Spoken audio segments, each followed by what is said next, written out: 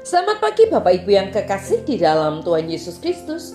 Pagi hari ini saya Eko Wayu Suryaningsih kembali menyapa dengan kebenaran firman Tuhan yang terdapat dalam Ibrani 13 ayat 20 dan 21. Ibrani 13 ayat 20 dan 21. Maka Allah damai sejahtera yang oleh darah perjanjian yang kekal telah membawa kembali dari antara orang mati Gembala agung segala domba, yaitu Yesus Tuhan kita. Kiranya memperlengkapi kamu dengan segala yang baik untuk melakukan kehendak-Nya dan mengerjakan di dalam kita apa yang berkenan kepadanya oleh Yesus Kristus. Bagi Dialah kemuliaan sampai selama-lamanya. Amin. Bapak Ibu yang kekasih di dalam Tuhan, pada suatu ketika beberapa hewan ingin mendirikan sekolah. Mereka memutuskan bahwa mata pelajaran yang akan diajarkan meliputi lari, panjat tebing, berenang, dan terbang. Kemudian mereka memutuskan bahwa semua hewan harus mengikuti semua mata pelajaran tersebut. Dan dari sinilah masalah itu dimulai. Bebek itu lebih mahir berenang daripada gurunya. Tetapi dia hanya mendapatkan nilai yang pas-pasan dalam terbang. Dan sang guru memberinya nilai yang berat dan jelek dalam berlari. Jadi mereka menyuruhnya untuk berhenti berenang dan tinggal setelah sekolah untuk berlatih lari. Guru-guru bebek itu mengajarkan bahwa dia harus latihan lari dengan sungguh.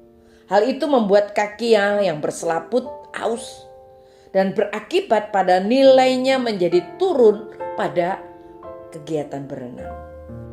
Tetapi semua hewan-hewan merasa kurang terancam dan lebih nyaman dengan itu, kecuali bebek.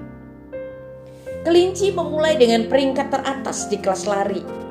Tetapi karena terlalu banyak latihan tambahan dalam berenang, dia terkena pneumonia dan harus keluar dari sekolah.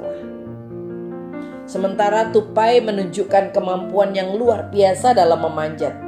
Tetapi dia sangat frustasi di kelas terbang karena guru menyuruhnya memulai dari tanah dan bukan dari puncak pohon.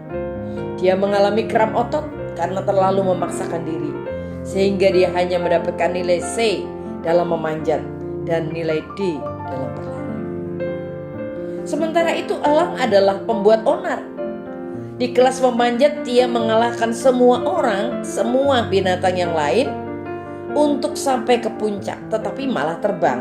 Bukan berlari atau memanjat, tetapi dia terbang.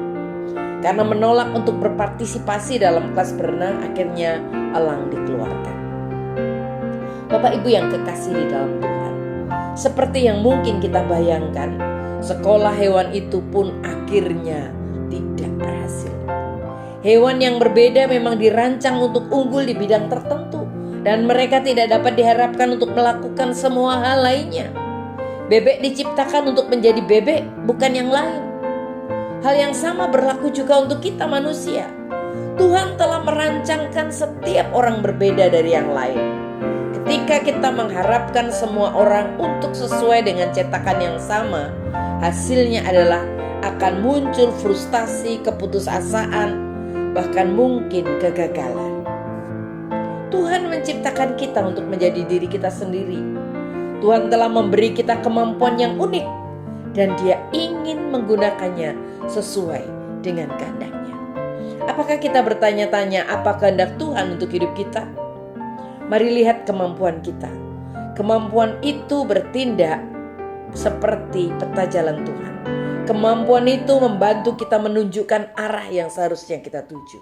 Firman Tuhan berkata dalam Ibrani 13 ayat 21, semoga Ia memperlengkapi kamu, karena Ia telah memperlengkapi kamu dengan segala yang kamu butuhkan untuk melakukan kehendak-Nya, sehingga Ia menghasilkan di dalam kamu melalui kuasa Yesus Kristus segala hal yang baik yang menyenangkan hatinya.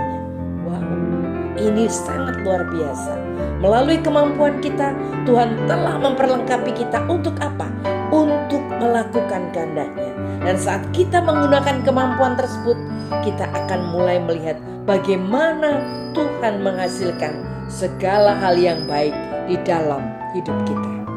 Amin. Mari kita berdoa. Tuhan Yesus, terima kasih buat firman-Mu hari ini.